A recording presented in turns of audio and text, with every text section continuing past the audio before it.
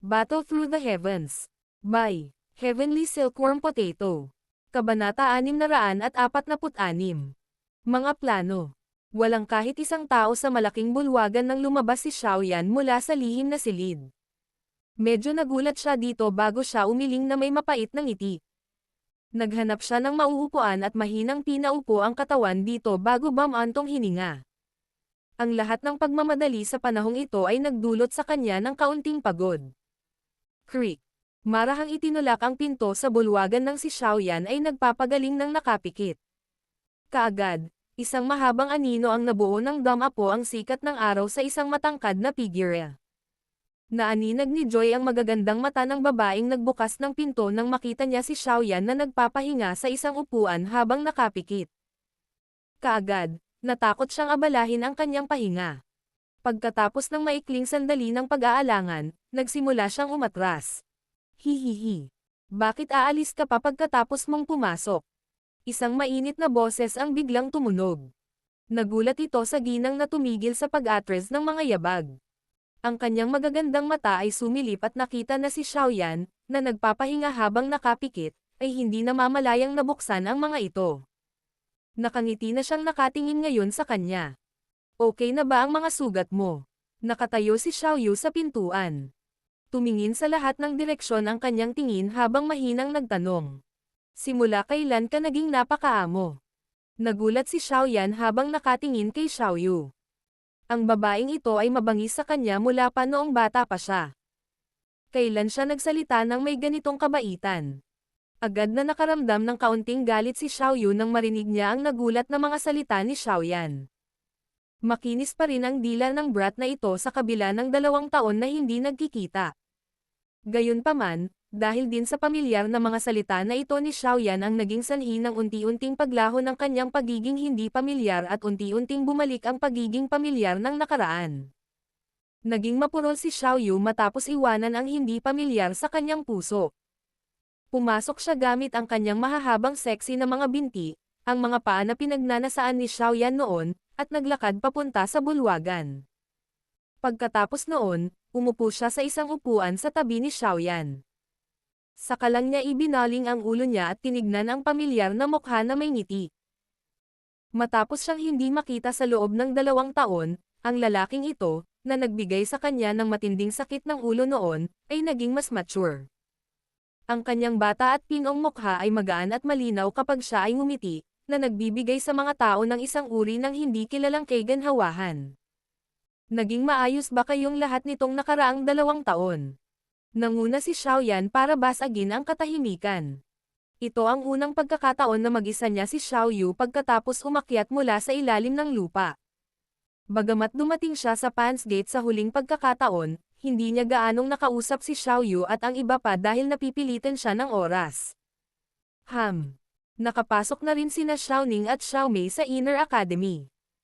Napakahusay nila sa proteksyon ng Pan's Gate. Tumanggo si Xiaoyu at bumuntong hininga. Agad niyang tiningnan si Xiaoyan bago nagsalita ng medyo galit. Dapat kang maging mas maingat kapag gagawa ka ng mga bagay sa hinaharap. Alam mo ba ang kawalan ng pag-asa na naramdaman namin sa aming mga puso matapos kang lumunin ng Heavenly Flame? Ngayon, ikaw lang ang taong makakapagpasigla sa angkan ng Xiao. Kung may aksidenteng mangyari sa iyo, malamang na walang makakapaghiganti sa ating mga miyembro. Si Xiaoyan ay nagpakawala ng mapait na tawa habang pinagmamasdan si Xiaoyu na ang mga kilay ay patayo. Pagkatapos lamang ng kanyang mga salita ay napabuntong hininga siya. Ang isa ay dapat magkaroon ng lakas kung nais niyang maghiganti. Paanong walang panganib kapag nakakuha ng lakas? Nakaramdam ng paumanhin si Xiaoyan sa nakababatang henerasyon ng Xiao clan. Ang dahilan ng angkan ng Xiao na humarap sa gayong sakuna ay may kaugnayan sa kanya. Ang mga miyembro ng clan ay nagdusa ng malubhang pinsala at kamatayan. Ang ilan sa mga magulang ng nakababatang henerasyon ay nawalan pa ng buhay. Bagaman hindi niya lubos na sisihin ito, naroon pa rin ang pagkakasala.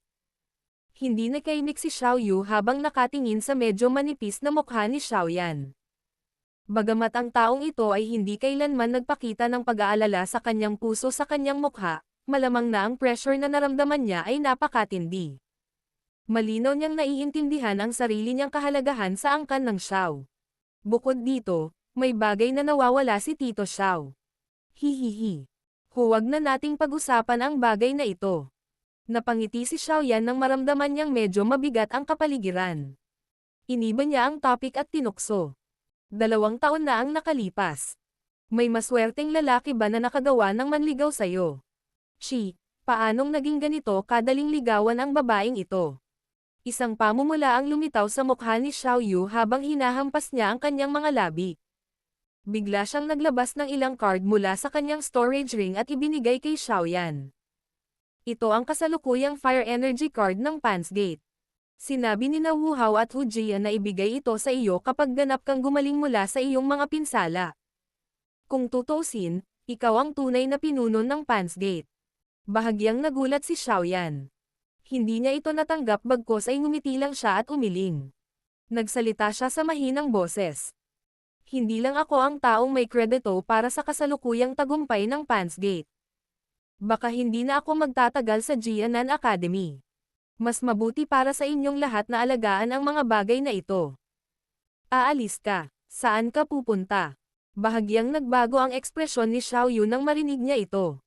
Nagmamadali ang boses niya habang nagsasalita. Likas na babalik ako sa Jiama Empire. Napangiti si Xiaoyan.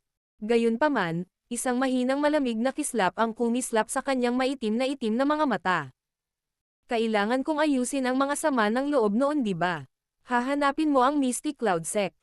Pupunta rin ako. Gusto kong tingnan ang mga miyembro ng clan na nakaligtas. Hihihi. Hindi naman kailangang magmadali. Dapat may tagal pa bago ako bumalik. Sa pagkakataong ito, magkakaroon ng malaking matinding laban pagbalik ko. Kaya dapat ihanda ko ang lahat ng maayos. Minsan na akong pinalayas sa imperyo. Ayokong mapalayas sa pangalawang pagkakataon. Kinaway-kaway ni Xiaoyan ang kanyang kamay at sinabing, para sa inyong lahat, mas mabuti kung manatili kayo sa Jianan Academy. Ito ang pinakaligtas na lugar. Huwag hamarang. Hindi ako bumibisita sa mga kamag-anak sa pagkakataong ito. Sa halip, ito ay magiging isang tunay na labanan hanggang kamatayan. Dapat ninyong maunawaan ng malinaw kung gaano kalakas ang Mystic Cloud Sect sa loob ng Jiama Empire. Kaya, hindi ako maaaring makipagsapalaran. Napatango lamang si Xiaoyu sa isang malungkot na paraan nang makita niya ang mahigpit na ekspresyon ni Xiaoyan na magkadikit ang mga labi nito. Sa kasalukuyan, ang Xiao clan ay nasa isang masamang sitwasyon. Bilang mga mula sa nakababatang henerasyon, maaari lamang nilang sundin ang lahat ng mga kaayusan ni Xiaoyan. Bukod dito, si Xiaoyan ay hindi na ganoong kusang binata pagkatapos nitong ilang taon. Ang mga balikat ng kasalukuyang kanya ay nagtataglay na ng kakayahang dalhin ang lahat ng mga pasanin. Ang katapangan niyang iyon ay naging dahilan din para wala silang ibang mapagpipilian kundi sumunod. Relax. Makakabalik kayong lahat sa Jiama Empire kapag naayos ko na ang lahat. Tinapik ni Xiaoyan ang mga balikat ni Xiaoyu at tumawa. Walang magawang tumanggaw si Xiaoyu. Kaagad siyang tila may naalala ng sabihin niya. O tama, mukhang hinahanap ka ng pinsan na si Xiaoli. Pinakamabuting puntahan mo siya. Oh, tinaas ni Xiaoyan ang kanyang kilay bago bahagyang tumanggo. Nakipag-chat siya at ngumiti kay Xiaoyu ng kaunti pa. Pagkatapos nito, nanguna siyang tumayo at hanapin si Xiaoli. Ikalawang kapatid, may hinahanap ka ba? Nagkataon namang nakita ni Xiaoyan si Xiaoli sa silid ng huli at agad na nagtanong ng nakangiti. Okay na ba ang mga sugat mo? Natuwa din si Xiaoli nang makita niya si Xiaoyan. Hinayla siya ng una papasok sa kwarto at nag-aalalang nagtanong. Ngumiti si Xiaoyan at tumanggo. Huminto ang kanyang tingin sa katawan ni Xiaoli habang hinihintay niyang magsalita ang huli. Nag-isip sandali si Xiaoli habang pinapanood ni Xiaoyan. Pagkatapos nito, dahan-dahan siyang nagsalita. Sa kasalukuyan, ang Black Corner region ay naging magulo dahil sa pagbuwag ng Black Alliance. Ito ay hindi isang masamang pagkakataon. Ang Black Corner region ay maaaring magulo, ngunit medyo maraming malalakas na tao ang naruroon. Kung maaari natin silang tipunin, malamang na malaki ang tulong nila kapag tayo ay naghiganti sa Mystic Cloud Sect sa hinaharap. Gusto mong magtatag ng paksayon sa Black Corner region. Bahagyang kumunot ang noo ni Xiaoyan habang nagsasalita sa mahinang boses. Ang mga tao doon ay ang mga hindi mapigil na nakakatakot na mga tao na dumidila ng dugo sa kanilang mga talam. Hindi magiging madali ang pagkuha sa kanila. Hihihi. Talagang napakabisyo ng mga taong ito. Kung gusto ng isang tao na pigilin sila, dapat mas mabisyo pa ang isa kaysa sa kanila. Ang mga nasasakupan ko ngayon ay sobrang hambog din noong nakaraan. Gayunpaman, sinusunod pa rin nila ang utos ko ngayon. Tumawa si Xiaoli. Hindi dapat masyadong mahirap kung handa kang tumulong sa akin sa pagkakataong ito. Bagamat ang Pans Gate ay maaaring nagtataglay ng isang malaking potensyal ngunit sila ay mga mag-aaral lamang kung tutuusin. At saka, dahil sa salik sa kapaligiran, hindi ka maaaring maging masyadong mahigpit sa pamamagitan ng pag-uutos sa kanila na sumunod sa iyong mga utos. Gayunpaman, ang Black Corner region ay iba. Maaring patayin lamang ng isang tao ang mga taong sumusuway sa kanila, kung kaya't mas madali mong kontrolin ang mga sumusuway sa kanila. Sapat na lakas. Bahagyang tumango si Xiaoyan habang binibigkas ang kanyang mga iniisip. Ang mga taong iyon mula sa Black Corner region ay nagtataglay ng medyo malakas na kakayahan sa pakikipaglaban. Kung mapipigilan natin sila, magkakaroon ng maraming benepisyo para sa atin. Kung tutuusin, ang Misty Cloud Sect ay maraming malalakas na tao at may mga bagay na mahirap abutin ng mag-isa. Sa ganitong paraan, wala kang anumang pagtutol, di ba? Natuwa si Xiaoli habang pinapalakpak ang kanyang kamay at nagsalita. Kung may kakayahan ang pangalawang kapatid, pumunta ka na lang at gawin mo ang gusto mo. Pwede mo akong puntahan at hanapin kung may mga problema ka na hindi mo kayang ayusin. Sa mga may tutol, patayin sila. Kinagat ni Xiaoyan ang kanyang mga ngipin at iwinagayway ang kanyang kamay na may mahigpit na layuning pumatay. Hahaha. Mabuti. Matapang ka. Tumawa ng malakas si Xiaoli. Tinapik niya ang mga balikat ni Xiaoyan at agad na sinabi. Gayunpaman, may malaking problema pa rin. Ano ito? Nagulat si Xiaoyan habang nagtatanong. Ang Inner Academy. Nagsalita si Xiaoli sa malalim na boses. Ang Inner Academy. Napakunot ng noo si Xiaoyan. Ang Inner Academy ay palaging nagtataglay ng ilang takot sa ilan sa mga napakalakas na paksayon sa loob ng Black Corner region. Ang Black Alliance ay ang pinakamahusay na halimbawa.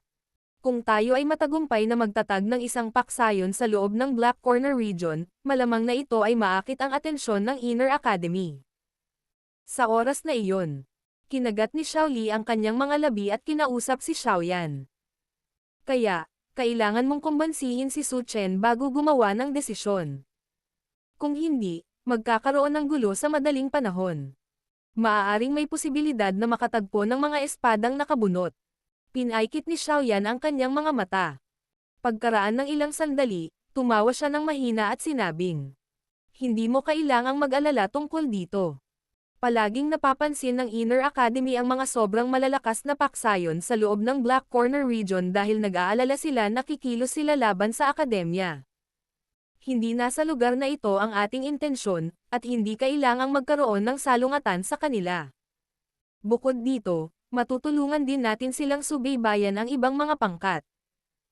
Maaaring ito ang kaso, ngunit iniisip ko pa rin na pinakamahusay na sabihin sa kanila ang tungkol dito upang maiwasan ang gulo sa hinaharap. Inihayag ni Xiaoli ang kanyang iniisip. Ang kanyang karakter ay mabisyo at maingat. Siya ay karaniwang hindi nagtitiwala sa sinuman maliban sa isang pares ng mga kamag-anak. Ngumiti si Xiaoyan at tumango. Tumayo siya at sinabing, sige. Pupunta ako at hahanapin ko ang First Elder para pag-usapan ito. Kung pumayag siya, maaari kang pumunta sa Black Corner region. Kung magtagumpay ang bagay na ito, hindi na natin kailangang matakot kahit na ang Misty Cloud Sect ay manyobrahin ang buong lakas ng sekta. Battle Through the Heavens. Kabanata 647. Transaksyon. Gusto mong magtatag ng paksayon sa loob ng Black Corner region. Agad na kumunot ang kilay ni Su Chen nang marinig niya ang mga salita ni Xiaoyan sa Elders Meeting Room. First Elder, alam ko rin na ang Black Corner region ay naging tinak sa Jianan Academy. Gayunpaman, dahil sa kapaligiran, Ang lugar na iyon ay palaging nagtataglay ng napakalakas na kakayahan sa offensiba. Gaya nga ng kasabihan, mas mabuting maghiwa-hiwalay kaysa huminto.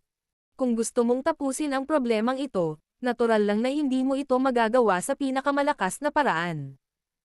Kung talagang mapalawak ng pangalawang kapatid ang kanyang paksayon sa Black Corner region, matutulungan nito ang Inner Academy sa pamamagitan ng pag-save ng maraming problema. Bukod dito, maaari din kaming tumulong na subaybayan ang ilan sa mga paksayon na nagtataglay ng puot sa Inner Academy. Ang reaksyon ni Su Chen ay hindi lampas sa inaasahan ni Xiaoyan. Ngumiti lang ang huli at nagpaliwanag. Medyo lumuwag ang pagkunot ng noo ni Su Chen. Hindi siya tanga. Sa kanyang karanasan, natural niyang nalaman kung ang mga bagay ay magiging kapaki-pakinabang para sa kanya o hindi. Bukod dito, dapat ding malaman ni First Elder ang kaunti tungkol sa aking background.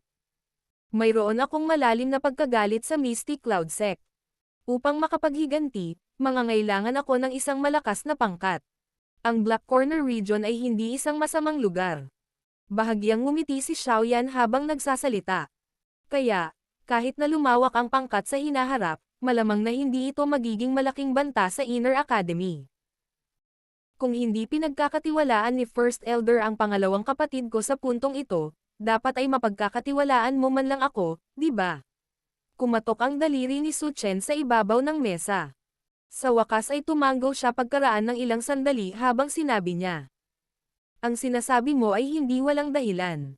Ang Black Corner region ay palaging isang malaking pag-aalala para sa Jianan Academy. Kung ang isang pangkat na palakaibigan sa Inner Academy ay lilito, ito ay talagang magkakaroon ng epekto na mahirap sukatin. Sa madaling salita, sinasangayunan ito ng First Elder. Bahagyang natuwa si Xiaoyan habang nakangiting sumagot. Ano pa ba ang maaari kong gawin maliban sa sumang-ayon? Sa sandaling ito, ang Blazing Sky Chi-Refine ng tower ng Inner Academy ay nangangailangan sa iyo na lagyang muli ang Fallen Heart Flame sa mahabang panahon. Walang magawang umiling si Su Chen bilang sagot. First Elder, itong mga salita mo ay binibigkas na parang. Si Xiaoyan ay hindi isang taong walang utang na loob. Utang ko ang Inner Academy ng pabor sa pamamagitan ng pagkuha ng Fallen Heart Flame. Hindi ba ako magiging ganap na kaiya-hiya kung ginamit ko ito para pagbabantaan ka? Seryosong nagsalita si Xiaoyan. Hihihi. Hindi ka masama pagdating sa puntong ito. Sineseryoso mo ang pagkakaibigan. Gusto ng matandang ito. Hinaplos ni Su Chen ang kanyang balbas at tinanggo ang kanyang ulo, nakaramdam ng kasiyahan. Palagi niyang pinapaboren at pinahahalagahan si Xiaoyan. Ito ay hindi lamang dahil sa kanyang lakas at talento, kundi pati na rin sa kanyang pagkatao. Sige, hayaan mo ang iyong pangalawang kapatid na maging komportable at gawin ito. Ang Black Corner region ay masyadong magulo at ang pagtuwid nito ng kaunti ay may kaunting pakinabang din sa ating Jianan Academy. Ikinaway ni Su Chen ang kanyang kamay at nakangiting nagsalita. Ngumiti si Xiaoyan at tumanggo. Okay na ba ang mga sugat mo? Binago ni Su Chen ang paksa. Ngumiti siya at tinanong si Xiaoyan nang mapansin niyang natapos na ang usapan. Oo, ayos lang ako. Bata, ang iyong konstitusyon ay talagang pinagmumulan ng inggit. Maaari kang masiglang tumalon pagkatapos lamang magpagaling sa loob ng ilang araw sa kabila ng mga malubhang pinsala. Sinapo ni Su Chen ang kanyang bibig at ipinakita ang isang mukha na puno ng inggit. Ang ganitong uri ng halos walang kapantay na uri ng konstitusyon ay talagang isang bagay na hinahangad ng iba. Napangiti si Xiaoyan. Ang kanyang konstitusyon ay ganito katibay dahil ito ay huwad mula sa hindi mabilang na bilang ng mga pagdurusa. Ang mundong ito ay hindi nagbigay ng librerag tanghalian. Maaaring kalimutan ng isa ang tungkol sa anumang gantimpala ng walang anumang pagsisikap. Ano ang susunod mong plano? Huwag mong sabihin sa akin na gusto mong pumunta sa Black Corner region para tulungan ang iyong pangalawang kapatid. Marahang tumapik ang daliri ni Su Chen sa mesa habang nagtatanong. Nagagawa niya mismo ang usapin ng Black Corner region at magpapadala siya ng isang tao upang ipaalam sa akin kung talagang kailangan niya akong makialam. Umiling si Xiaoyan at nag-isip. Mananatili pa rin ako sa akademya sa loob ng ilang panahon hanggang sa maayos ko ang problema tungkol sa kanya. Siyempre, may isa pang bagay. Iyon ay ang tahimik na pagsasanay sa open mountain seal ng God Seal technique na iniwan ni Zon-Er. Isang D-class high-level na Dao technique. Ang isang Dao technique ng klase na ito ay malamang na magkaroon ng napakalakas na lakas. Kung siya ay matagumpay na magsanay nito, ito ay walang alinlangan na magiging isa pang trump card ni Xiaoyan. Dagdagan din nito ang kanyang pagkakataong manalo sa hinaharap na labanan kay Yunshan. Gayunpaman, kailangan niyang ilihim ito. Sa makatuwid, natural lamang na hindi ito binanggit ni Xiaoyan. Sa kanya, ang tinutukoy mo ba ay ang babaeng Dao Zhang na iyon? Nagtaas ng kilay si Su Chen at agad na nagtanong na medyo nagtataka. Saan nga ba nanggaling ang babaeng ito? Bakit wala pa akong narinig na ganoong eksperto sa lugar na ito? Medyo nag-alinlangan si Xiaoyan nang marinig ito. Nang maisip niyang hindi ito itinuturing na lihim, nagkibit balikat siya at nagbigay ng maikling paliwanag sa pinagmulan ni Reyna Medusa. Hindi inaasahan. Siya talaga ang maalamat na Reyna Medusa. At saka, isa siyang Medusa pagkatapos ng ebolusyon. Hindi nakapagtataka. Napuno ng pagtataka ang mukha ni Su Chen habang sinasampal niya ang kanyang bibig. Agad siyang nagsalita ng mapanokso kay Xiaoyan. Ngunit, munting kapwa, napakalakas mo. Naglakas loob ka pang ang pukawin ang ganitong uri ng babae. Nabalitaan ko na ang sunod-sunod na Reyna Medusa ay pawang mga cold-blooded na mga tao na pumatay ng mga tao tulad ng pagpatay ng manok. Hindi inaasahan na siya ay nakialam upang iligtas ka.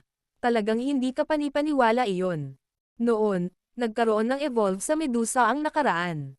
Nagkataon, siya ay namolestya ng isang young master mula sa isang nangungunang pangkat. Pinunasan ni Xiaoyan ang malamig na pawis sa kanyang noo. Talagang nakakatakot ang dating Reyna Medusa. Hindi na kailangan ng anumang dahilan para pumatay ng tao. Sana, itong kasalukuyang Reyna Medusa ay maaaring maging mas makatwiran. Mas magiging maingat ako. Salamat First Elder para sa iyong paalala. Mapait na ngumiti si Xiaoyan habang ikinulong niya ang kanyang mga kamay kay Su Chen. Pagkatapos nito, lumabas siya ng meeting room sa harap ng namumuong ngiti sa mga mata ng huli. Pinanood ni Su Chen ang pagkawala ni Xiaoyan sa likod. Noon lang siya napangiti ng mapanoksong mamulong. Gayunpaman, mukhang hindi alam ng taong ito na sa kabila ng matinding pagpatay, tunay na nagmamahal si Medusa sa isang tao hanggang sa huli kapag nasakop na niya ito. Ang taong ito. Ang swerte niya sa mga babae. Muling nagmamadaling bumalik si Xiaoyan sa Pan's Gate pagkalabas ng meeting room. Ipinaalam niya kay Xiaoli ang mabuting balita. Natuwa rin ang huli nang marinig na hindi tinutulan ng Inner Academy ang plano. Agad niyang pinaalalahanan si Xiaoyan tungkol sa ilang bagay bago siya nagmamadaling umalis sa Inner Academy at tumungo sa Jianan City upang ipatawag ang kanyang mga nasasakupan. Pagkatapos nito, nagtungo sila sa Black Corner region para samantalahin ang pagkakataong palawakin ang kanilang paksayon. Si Xiaoyan ay walang magawa sa harap ng naiinip na si Xiaoli. Hinayaan lang niyang umalis ang huli. Gayunpaman, paulit-ulit na pinaalalahanan ni Xiaoyan si Xiaoli na dapat siyang magpadala ng isang tao na makipag-ugnayan sa kanya sa lalong madaling panahon kung may anumang problema. Sa kasalukuyan, si Han Feng mula sa Black Corner region ay patay na, at ang Gold at Silver Brothers ay hindi nang ahas na tumayo. Dahil sa lakas ni Xiaoyan, sapat na ito para itabi ang lahat ng taong iyon sa tinatawag na Black Rangkang. Naging tahimik ang buhay ni Xiaoyan pagkatapos umalis ni Xiaoli sa Inner Academy. Nanatili siya sa loob ng Pan's Gate para sa isa pang 2 araw bago niya sa wakas ay hindi napigilan ang kanyang pagkamausisa para sa God Seal skill. Muli, nakahanap siya ng dahilan para makapasok sa malalalim na kabundukan. Ang malalalim na kabundukan ay malawak at walang katapusan. Ang luntiang berdeng kulay ay patuloy na umabot hanggang sa dulo ng paningin ng isa. Isang malakas na hangin ang umihip at ang buong bulubundukin ay naglabas ng huwahwa na tunog. Naka-cross-legged si Xiaoyan sa isang malaking bato sa medyo walang laman na tuktok ng bundok. Gayunpaman, hindi siya agad nagsimulang magsanay ng God Seal technique. Sa halip, iniangat niya ang kanyang ulo at tumingin sa walang laman na langit. Ilang sandali pa, walang magawa siyang ibinuka ang kanyang bibig at sinabing, "Magpakita ka." Alam kong sinusundan mo ako. Kakarinig pa lang ng boses ni Xiaoyan nang bahagyang mag-iba-iba ang isang lugar sa kalangitan. Isang maayos, kaaya-aya, magandang figure ang lumitaw ng wala saan. Isang malamig na maaliwalas na tingin ang bumungad sa katawan ni Xiaoyan. Naghahanap ka ba ng kamatayan? Malumanay na humakbang si Medusa sa walang laman na kalangitan na parang isang diwata na sumasakay sa alon. Gayunpaman, ang layunin ng pagpatay sa diwatang ito ay medyo masyadong siksik. Sa isang kisap mata, lumitaw siya sa harap ni Xiaoyan at malamig na nagsalita. Huwag mong sabihin sa akin na mamatay buong araw. Alam ko rin na hindi mo ako kayang patayin ngayon. Ikinaway ni Xiaoyan ang kanyang kamay at tumawa ng mapait. Anong sabi mo? Ang mga kilay ni Queen Medusa ay patayo nang marinig niya ang mga salitang ito ni Xiaoyan. Ang kanyang mahahabang mga mata ay puno ng isang siksik, malamig na layunin ng pagpatay. Dapat malinaw na alam mo ang sinabi ko.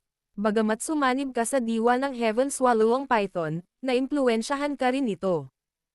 Kaya naman, hindi mo ako nagawang saktan, at kahit na madalas kang sumunod sa tabi ko. Napabuntong hininga si Xiaoyan habang pinag-aaralan si Reyna Medusa na ang mukha ay naging mas pangit kasunod ng kanyang mga salita. Huwag mong isipin na ang Heaven Swallowing Python ay makakaimpluwensya sa akin magpakailanman. Mapapatay kita sa madaling panahon. Ang boses ni Reyna Medusa ay parang glacier.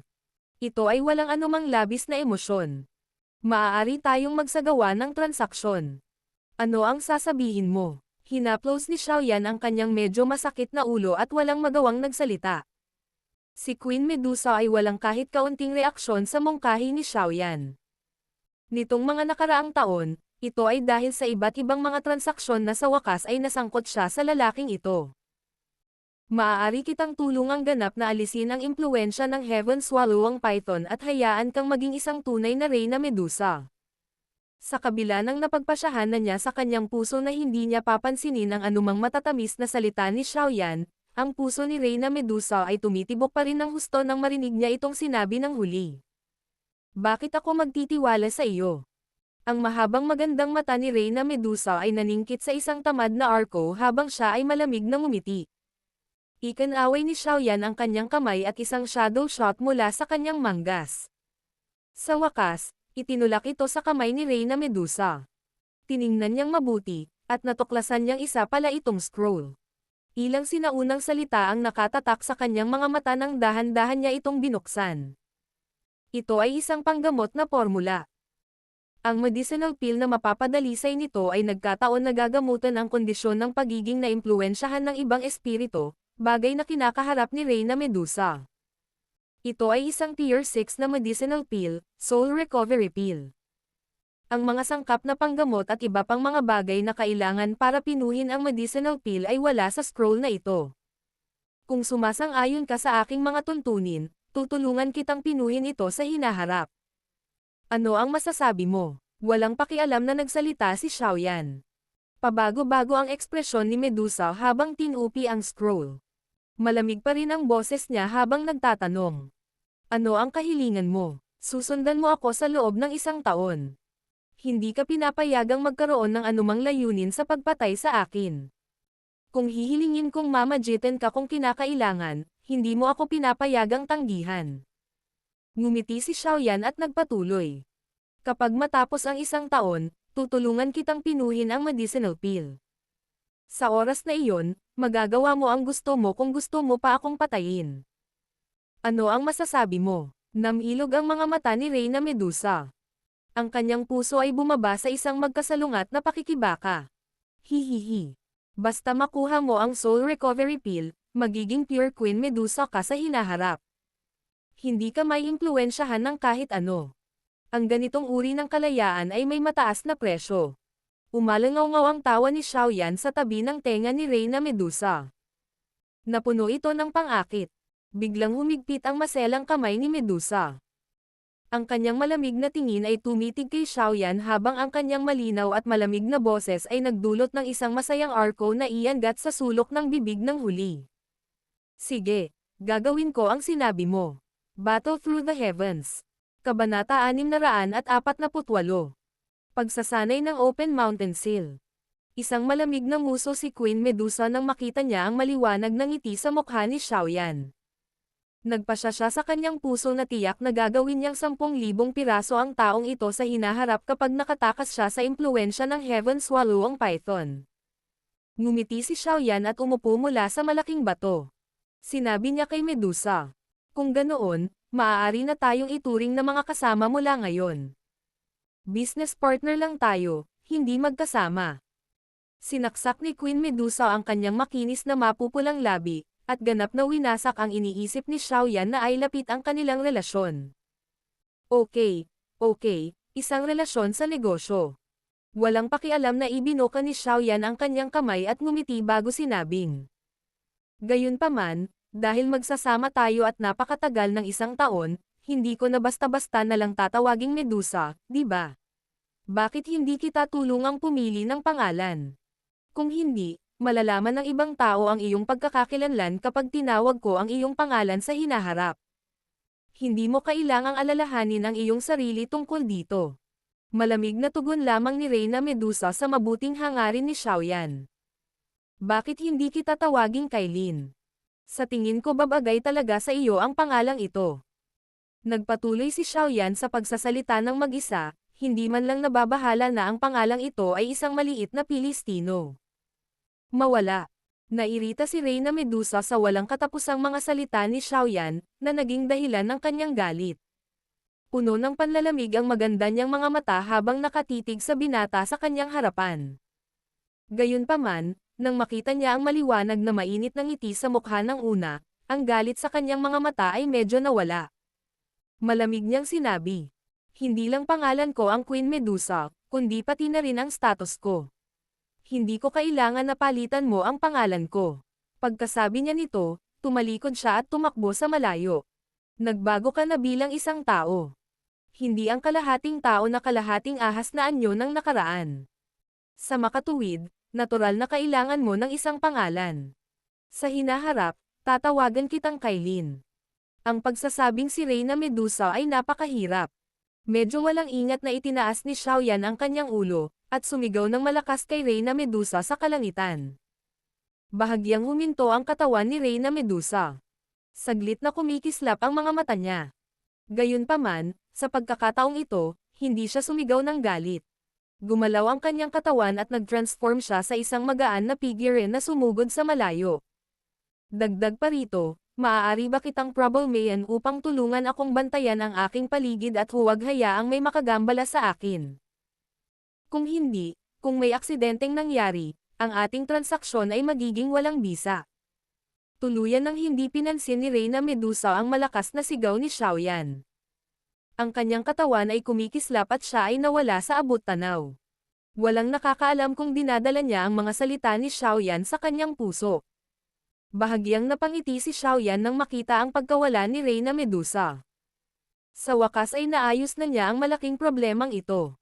Sa tinatawag na Soul Recovery Pill na transaksyon, hindi na niya kailangang mag-alala kung kailan lilito ang nakakatakot na babaeng iyon at papatayin siya. Hihihi. Nagmamay-ari nga si Han Feng ng isang mayamang koleksyon. Nagtaglay pa siya ng medicinal formula para sa isang gamot na may kakaibang epekto. Dahil sa kanya kaya kong naayos ang problema ko sa pagkakataong ito. Pinunasan ni Xiaoyan ang Serency Storage Ring sa kanyang kamay at mahinang tumawa. Kung siya lang, natural na wala siyang medicinal formula gaya ng Soul Recovery Pill.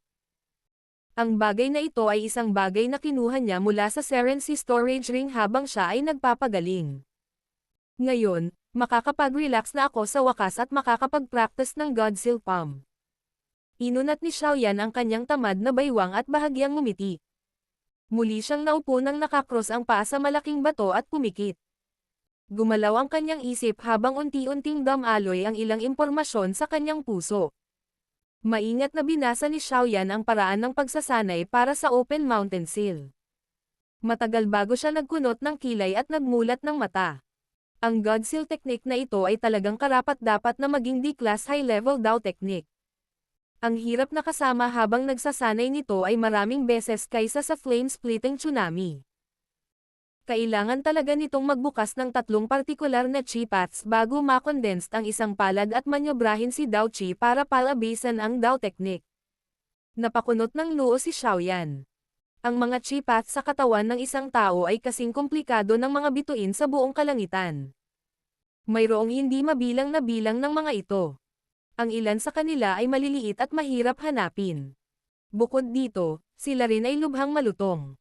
Kalimutan ang tungkol sa pagbukas ng mga ito, sila ay bumukas kahit na ang isa ay gumamit ng bahagyang mas malakas na enerhiya upang singilin ito. Ang tatlong partikular na chi path ng Open Mountain Seal ay nagkataon na tatlong malayo sa kanyang kanang kamay. Ang isa ay tiyak na kailangang gumugol ng isang malaking halaga ng oras upang mabuksan ang mga ito. Ang ganitong uri ng Dao Technique na nangangailangan ng isa na buksan ang ilang mga ugat upang magamit ay karaniwang isa na may nakakatakot na lakas o isa na kabilang sa maalamat na klase. Noon, hindi kinailangan ni Xiaoyan na buksan ang anumang chi path nang magsanay siya ng flame-splitting tsunami. Mula dito, masasabi kung gaano kakaiba ang God Seal Technique na ito.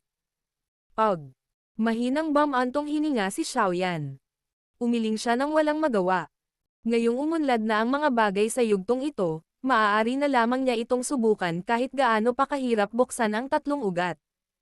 Kung tatalikuran niya ang pagsasanay ng isang bagay na hindi ipinag-Kate ni Zon or naiwan para sa kanya, talagang sinayang niya ang pagsisikap nito. Isinantabi ni Xiaoyan ang emosyon sa kanyang puso.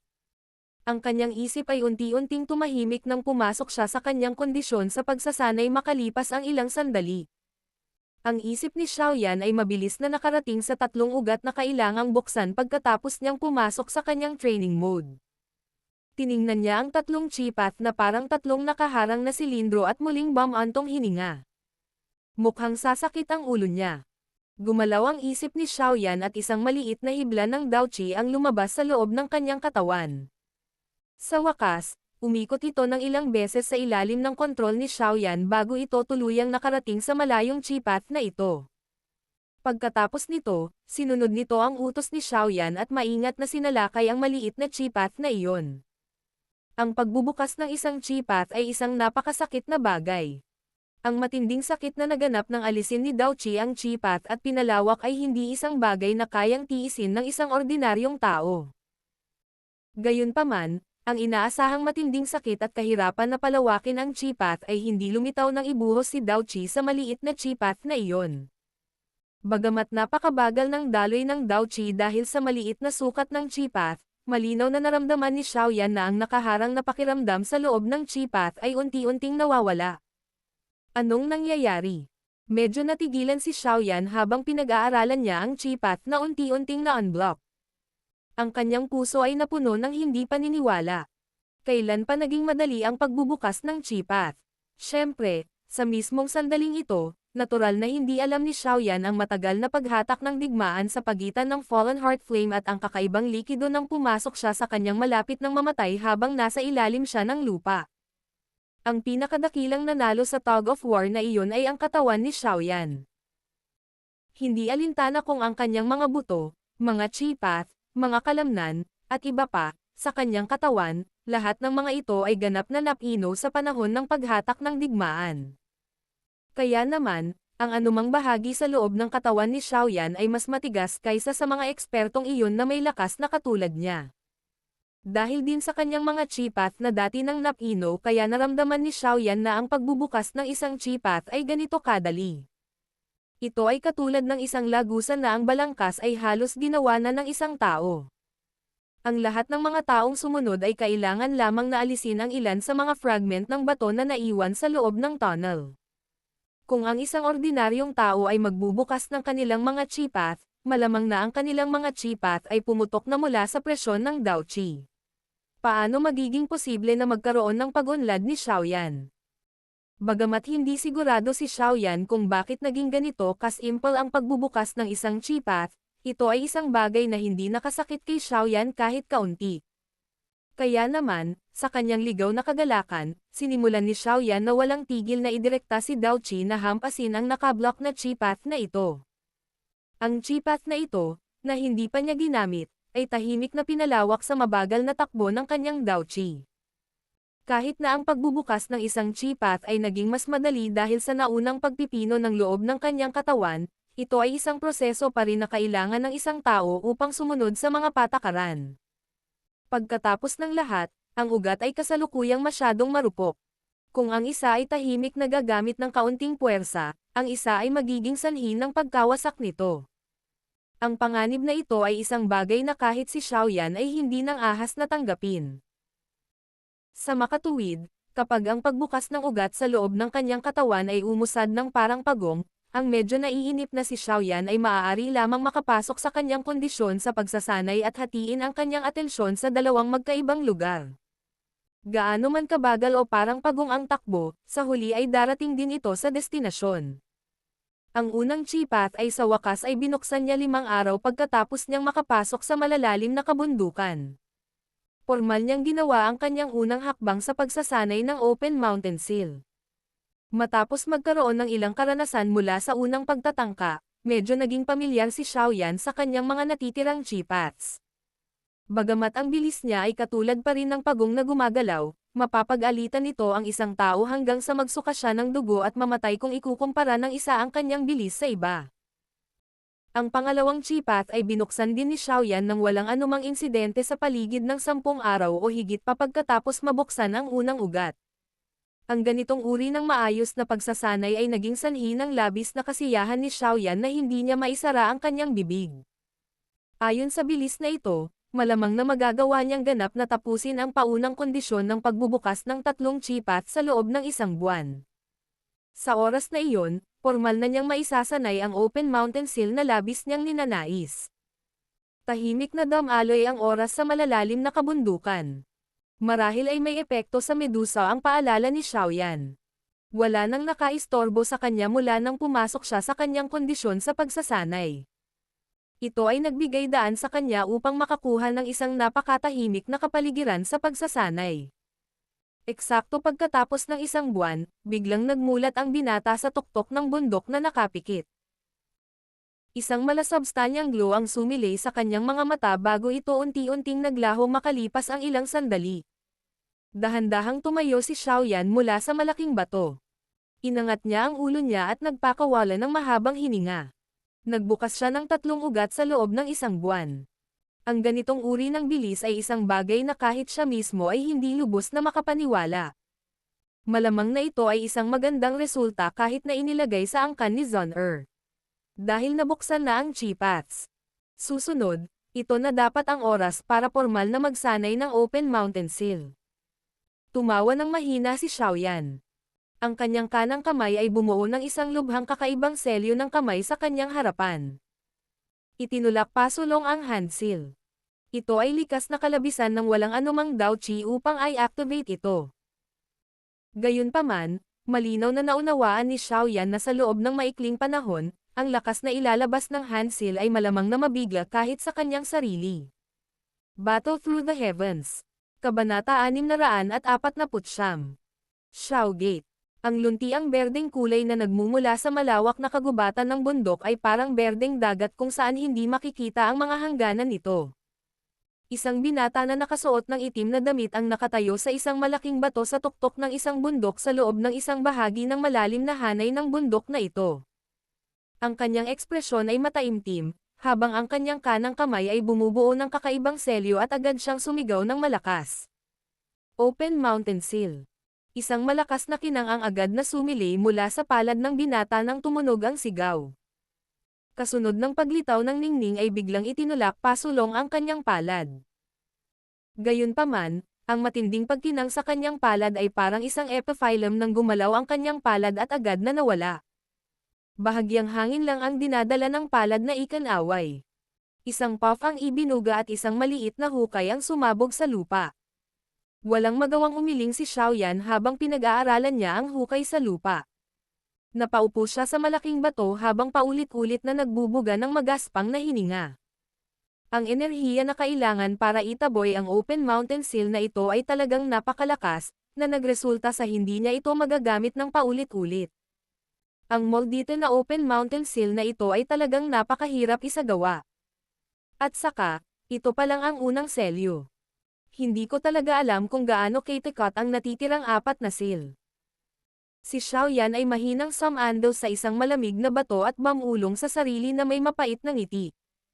Halos 5 araw na ang nakalipas mula nang buksan niya ang 3 tsipat. Sa loob ng 5 araw na ito, si Xiaoyan ay hindi nakakuha ng malaking pag-unlad sa kanyang pagsasanay sa Open Mountain Palm.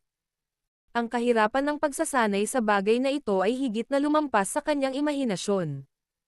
Upang mailabas ang normal na lakas ng Open Mountain Seal, dapat kumpletuhin ng isang tao ang sirkulasyon ng Dao Qi sa loob ng katawan ng isang tao pati na rin ang pagbuo ng hand seal ng sabay.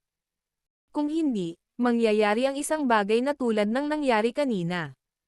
Ang enerhiya ay mabilis na mawawala matapos itong lumitaw dahil sa hindi naaangkop na koordinasyon. Sa wakas, ito ay magreresulta sa kanilang lakas na bumaba sa isang kakilakilabot na antas. Ang ganitong uri ng koordinasyon ay karaniwang nangangailangan ng oras upang mag-polish. Ito ay medyo imposible kung nais ng isang tao na mabilis na magtagumpay sa loob ng maikling panahon. Siyempre, ang mabagal na pag-unlad na ito ng kanyang kapangyarihan ay nauugnay din sa unang pagkakataon na nag-practice siya ng ganoong hand seal na Dao technique. Malinaw ding alam ni Xiaoyan ang lahat ng ito. Sa pinakakaunti, mas mahusay siya kaysa noong ginamit niya ito sa unang pagkakataon pagkatapos ng 5 araw na pagsasanay. Gayunpaman, nasanay siya sa mabilis na pag-unlad. Ang mabagal na bilis ay isang bagay na medyo nahihirapan siyang tanggapin. Talagang karapat-dapat itong maging isang high-class na Dao technique. Mukhang dahan-dahan lang ako. Bumantong hininga si Xiaoyan at binawi ang pagkabalisa sa kanyang puso. Naka-cross-leg siya at pinakalma ang isip. Siya ang kanyang mode ng pagsasanay upang simulan ang pagbawi sa kanyang pagod na Dao Qi. Sa kasalukuyan, ang lakas ni Xiaoyan ay umabot na sa rurok ng klase ng Dawang. Ang kanyang pagsipsip ng natural na enerhiya ay natural na malayo sa kung ano ang maihahambing sa kanyang nakaraan. Bukod dito, dahil sa kanyang pagpino sa Fallen Heart Flame, ang Flame Mantra ay umunlad din sa D-Class Low Level. Siyempre, ito ang hula ni Xiaoyan mula sa bilis ng pagpino ng natural na enerhiya ng Flame Mantra. Sa totoo lang hindi niya nasiguro na talagang nakalusot ito sa D-Class. Gayunpaman, isang bagay na natitiyak niya ay ang kasalukuyang Flame Mantra ay hindi lamang medyo mas malakas kaysa dati. Hindi alintana kung gaano karaming natural na enerhiya ang ibinuhos sa kanyang katawan, ang Flame Mantra ay nagawang maayos ang lahat ng ito. Sa wakas ay nag-transform ito sa purong Dao Qi na sumanib sa kanyang katawan. Ang lakas ng Dao Qi na kasalukuyang nasa katawan ni Xiaoyan ay hindi maikukumpara sa ibang tao sa Dawang class. Bukod sa paulit-ulit na pagsipsip ng natural na enerhiya, umiral din ang permanenteng nagngangalit na apoy ng puso sa kanyang katawan. Paulit-ulit nitong pinadalisay ang Dao Qi, na naging dahilan upang magkaroon ito ng higit na kasiglahan at lakas ng pagsabog. Mula sa isang tiyak na pananaw, maaaring makipaglaban pa si Xiaoyan sa ilang piling Dawang sa pamamagitan lamang ng pag-asa sa Flame Mantra at sa Heart Flame. Siyempre, kung makikilala niya ang isang Dawang na medyo mas malakas, kakailanganin niyang gumamit ng Dao techniques para makipaglaban sa ganoong kalaban. Para sa pinakamataas na elite na Dawang na iyon, kailangan niyang gawin ang lahat. Kung ito ay isang taong mas malakas pa, tulad ni Han Feng na may kalahating paa sa klase ng Dao Zhang, kailangan niyang gawin ang lahat upang makakuha ng malaking pagkakataon ng tagumpay. Gayunpaman, hindi nasisiyahan si Xiaoyan sa ganitong uri ng resulta ng labanan. Ito ay dahil alam niyang dapat niyang talunin ang taong tunay na kumokontrol sa Mystic Cloud Sect kapag bumalik siya sa Jiama Empire sa pagkakataong ito, si Yun Shan. 2 taon na ang nakararaan, nakapasok na si Yun Shan sa pinakamalakas na klase ng Dao Zhang. Ngayong lumipas na ang 2 taon, natural lang na mas lalakas pa ang kanyang lakas. Malinaw na naunawaan ni Xiaoyan sa kanyang puso na kahit na gumamit siya ng malaking sukat na Angry Buddha Lotus Flame kapag nakikipaglaban sa isang kalaban na ganoon kalakas, malamang na hindi masyadong mataas ang tsansa niyang manalo. Sa makatuwid, ang kasalukuyang siya ay nangangailangan ng isang malakas na lakas sa pakikipaglaban na maaaring magpapahintulot sa kanya na makipaglaban sa isang tunay na piling tao na si Dao Zhang. Ang Open Mountain Seal ang tanging pag-asa niya. Sa makatuwid, anuman ang nangyari, kailangang ganap na makabisado ni Xiaoyan ang Open Mountain Seal ng God Seal Technique, bago siya bumalik sa Jiama Empire. Kung hindi, ang panganib ay magiging masyadong malaki. Noon, pinilit siyang lumayo na parang asong nawalan ng tirahan ng itaboy siya sa Jiama Empire. Ito ay maaaring mangyari ng isang beses, ngunit hindi ito mangyayari ng 2 beses. Biglang iminulat ni Xiaoyan ang kanyang mga mata habang ang kaisipang ito ay dumaan sa kanyang puso. Isang lamig ang dumaloy sa kanyang maitim na mga estudyante. Yun Shan, maghintay ka lang. Ako, si Xiaoyan, ay nagsabi na babalik ako, at talagang babalik ako upang ipaghiganti ang dugong away na ito. Dumaloy ang galit sa puso ni Xiaoyan nang bigla siyang tumayo. Ang handsil sa kanyang kamay ay mabilis na nabuo, at ang Dao Qi sa kanyang katawan ay mabilis na umikot sa sandaling ito. Open Mountain Seal. Hindi ako naniniwalang hindi kita mamamaster. Ang tensyonado ng mukha ng binata ay nakatitig sa mainit na araw sa tuktok ng bundok habang walang sawang sumasayaw ang kanyang mga kamay. Ang mga kakaibang handsil ay binaligtad sa ilalim ng sikat ng araw, na nag-iiwan ng walang tigil na bilang ng mga after images. Ang koordinasyon ng makapangyarihang Dao Qi at ang kanyang handsil ay unti-unting naging mas mahusay habang ang kanyang mga kamay ay bumubuo ng hindi mabilang na bilang ng mga selyo. Sa Black Corner Region, Feng City. Ang pagiging lungsod sa Black Corner Region na pinakamalapit sa Inner Academy ay naging sanhi ng walang ibang paksayon na maglakas loob na pumasok dito pagkatapos mamatay si Han Fang. Kaya naman, binigyan nito si Xiao Li ng pagkakataon na makuha ito. Matapos gumamit ng madugong paraan upang alisin ang ilang lumalaban na paksayon sa loob ng lungsod, ganap niyang kontrolado ang lungsod na ito. Sa loob ng kalahating buwang ito, sinakop ni Xiao Li ang Feng City. Ang Xiao Gate na itinatag ni Xiao Li ay nakakuha din ng ilang katanyagan sa loob ng Black Corner Region. Gayunpaman, ang iba pang mga paksayon ay kadalasang nagpatibay ng isang saloobin ng panonood mula sa gilid na may malamig na mga mata. Hinintay nila ang Jianan Academy na gumanti sa napakatapang na paksayon na ito, na hindi pa nila narinig noon. Ayon sa kanilang inaasahan, ang kasalukuyang Jianan Academy ay tiyak na hindi papayagan ang anumang iba pang paksayon mula sa Black Corner Region na kontrolin ang lungsod na ito na pinakamalapit sa Inner Academy. Gayunpaman, ang naging sanhi ng kanilang pagtataka ay wala pa ring aktibidad mula sa Inner Academy pagkatapos ng halos 2 buwan. Nagdulot ito ng kaguluhan sa ilan sa mga malalaking paksayon mula sa Black Corner Region na nagnanais ng Feng City. Pagkatapos ng 2 taong pag-unlad ni Han Fang, ang Feng City ay isang malaking lungsod na isa sa mga nangungunang lungsod sa loob ng Black Corner Region. Isang pares ng napakalaking auction ang isinagawa sa lugar na ito sa loob ng 2 taon na ito. Kahit na ang katanyagan ng Feng City ay bumagsak sa mababang dahil sa pagkamatay ni Han Fang at ang pagbuwag ng Black Alliance, hindi pa rin ito isang bagay na maaaring maliitin ng isa mula sa laki at populasyon nito. Ang ganitong uri ng kanais-nais na bagay ay natural na isang bagay na nagtataglay ng isang mahusay na pang-akit sa mga paksayon mula sa Black Corner Region. Noong nakaraan, walang nang-ahas na tumungo sa lungsod na ito dahil natatakot silang makikialam ang Inner Academy. Gayunpaman, ngayon na napagtanto nila na ang Xiao Gate na ito ay nanatiling hindi nagalaw, tila ang Inner Academy ay nagbawas ng kanilang bantay at hindi nais na bigyan ng masyadong pansin ang Black Corner Region. Naging sanhi ito ng ilang paksayon na ihanda ang kanilang mga sarili upang lumikha ng gulo. Sa paraang nakita nila ito, paanong ang isang lungsod na may ganoong kayaman na kita ay sakupin ng hindi kilalang maliit na paksayon.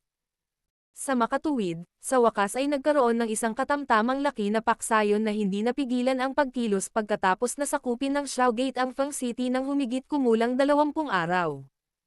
Ang pangkat na ito ay may humigit kumulang 100 tao. Ang pinakamalakas sa kanila ay isang 4-star dawang. Gayunpaman, walang balita tungkol sa paksayon na ito matapos itong magdala ng malaking bilang ng mga tao at magyabang sa Feng City. Ang ilan sa mga especially iya ay nalaman lamang ang sitwasyon pagkatapos gumawa ng ilang mga pagtatanong. Halos kalahati ng mga taong ito ay pinatay ng Xiao Gate. Ang natitira ay sumuko na lahat. Nagkaroon kaagad ng ilang kaguluhan sa loob ng Black Corner Region sa sandaling kumalat ang balitang ito.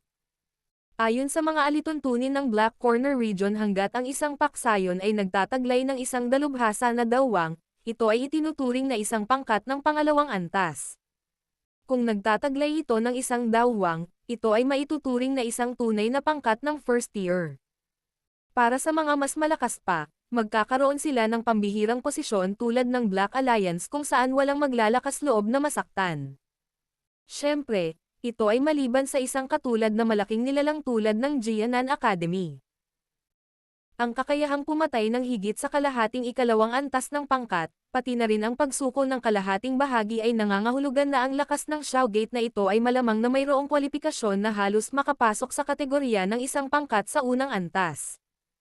Ang ganitong uri ng lakas ay sapat na upang maging sanhi ng ilan sa mga paksayon na tinitingnan ito ng masama upang pahinin ang kanilang puot. Siyempre, sa pangakit ng napakalaking itlog tulad ng Fang City, natural na hindi matamasa ng isang tao ang walang hanggang kapayapaan.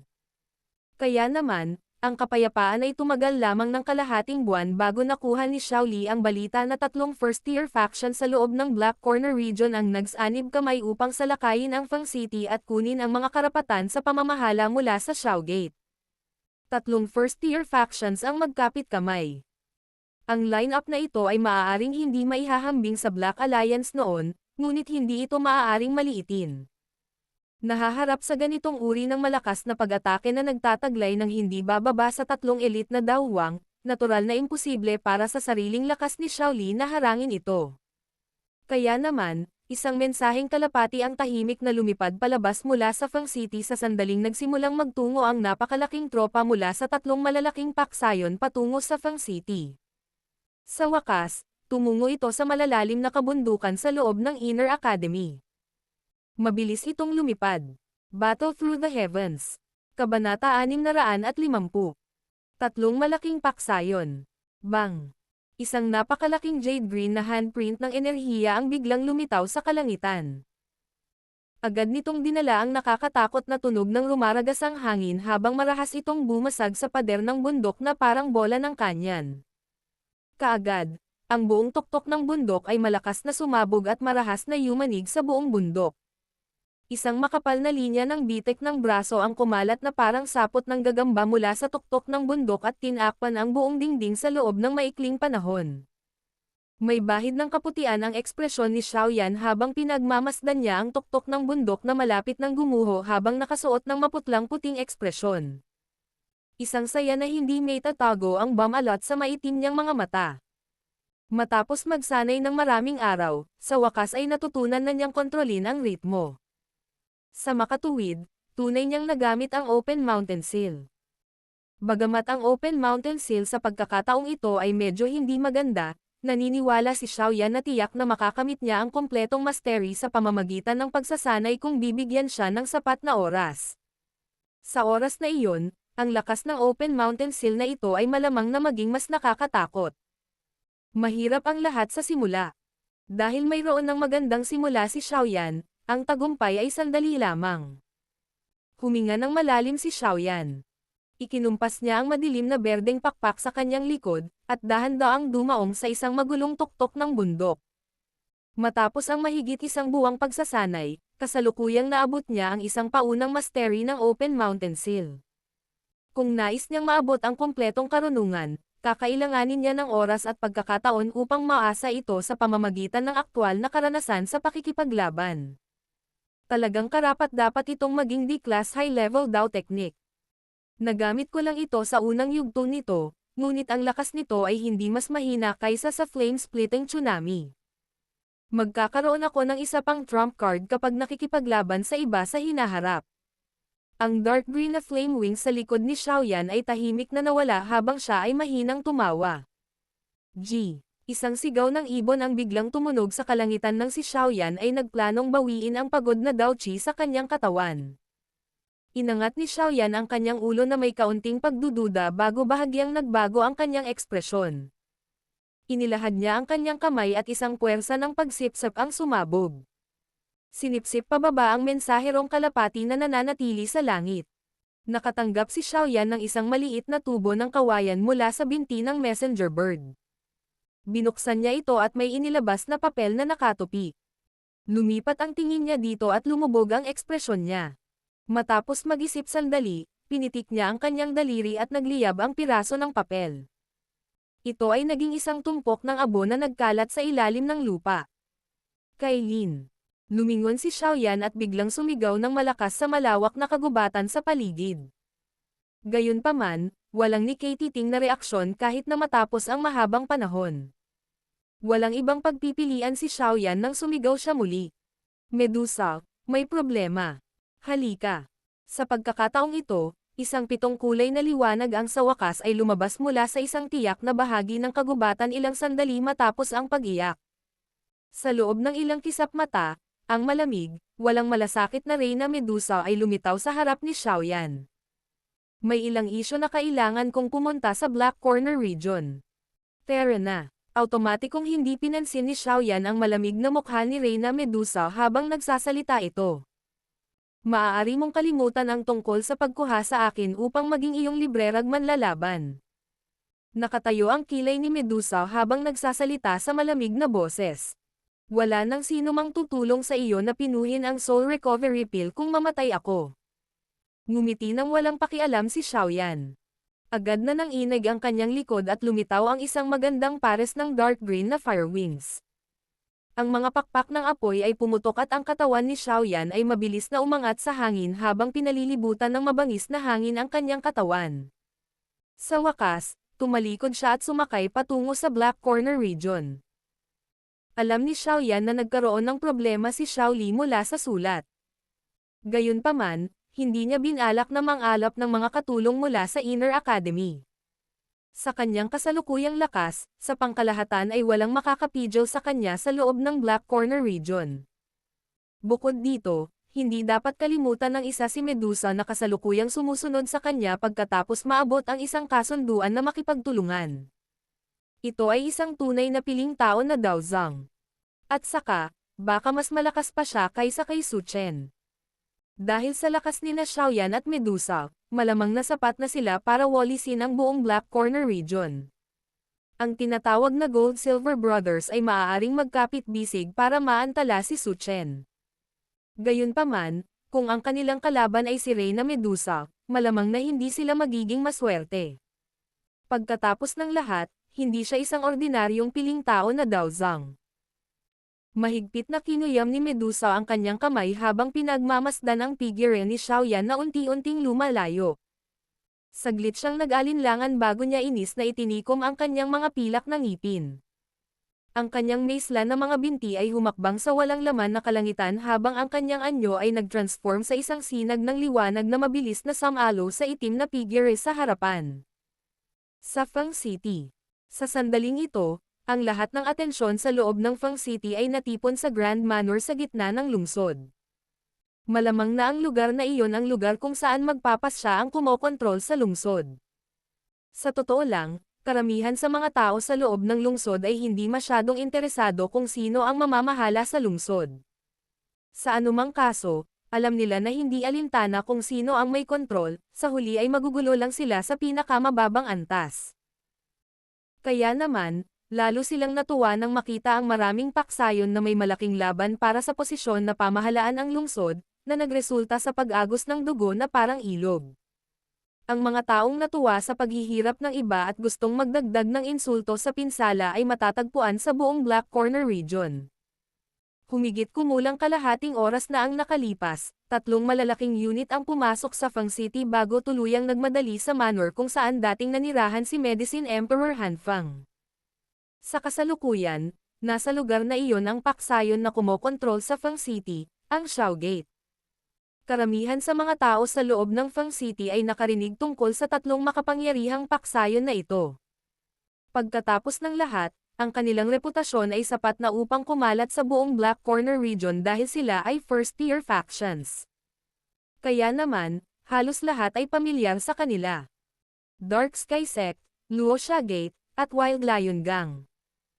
Ang 3 malalaking paksayon na ito ay lubhang kilala, makapangyarihang mga paksayon sa loob ng Black Corner region. Ang mga pinuno ng 3 malalaking paksayon ay mga eksperto na nirerango sa nangungunang 10 ng Black Rankang. Ang sinumang random na tao sa kanila ay hindi mas mahina kaysa kay Fan Lao na namatay sa mga kamay ni Xiaoyan.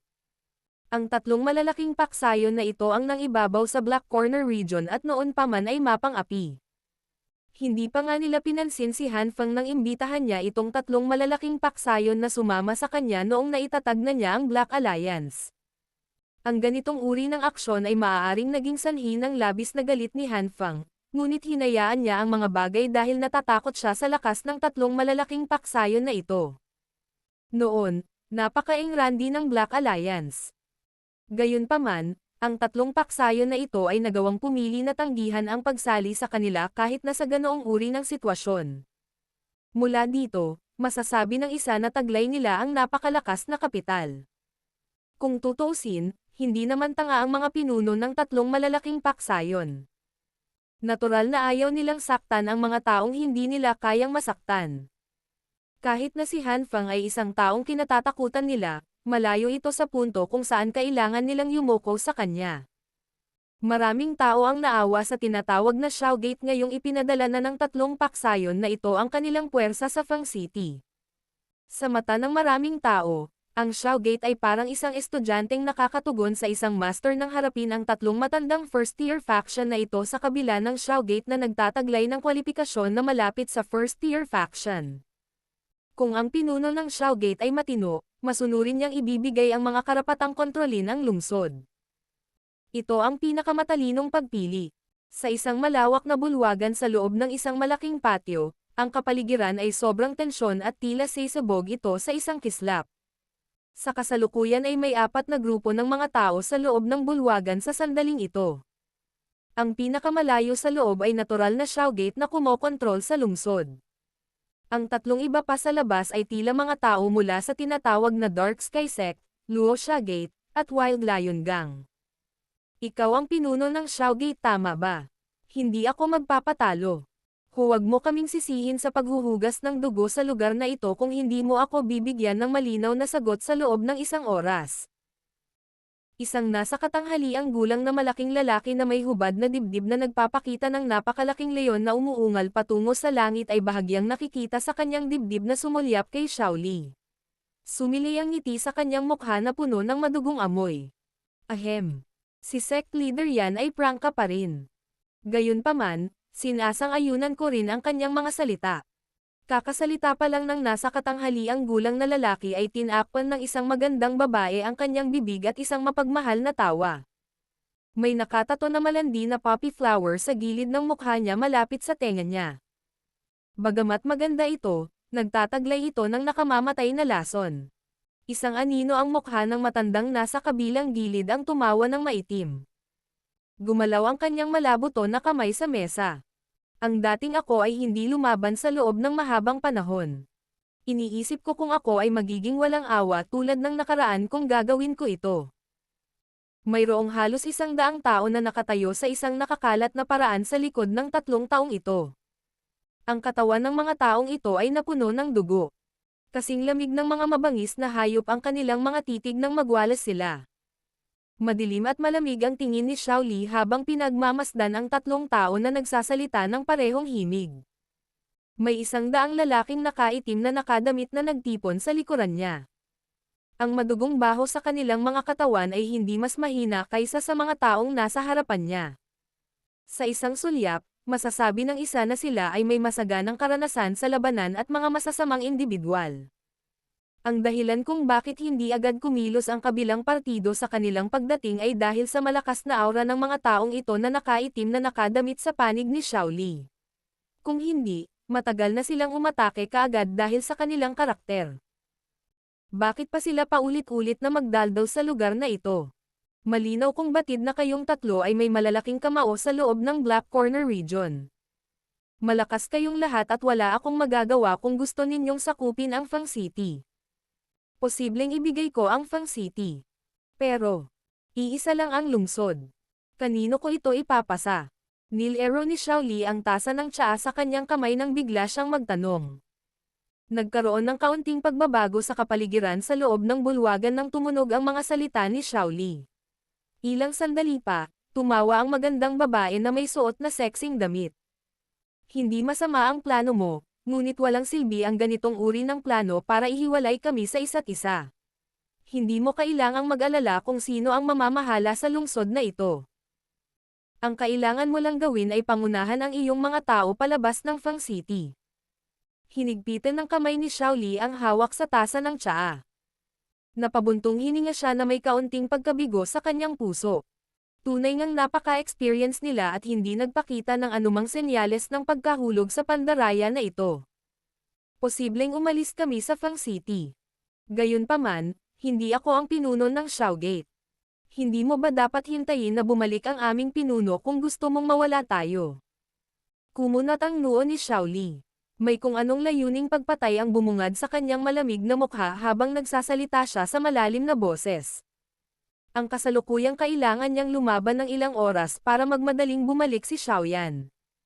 Walang tigil sa pagdaldal. Saan mo nakita ang lahat ng kalokohang ito para sabihin?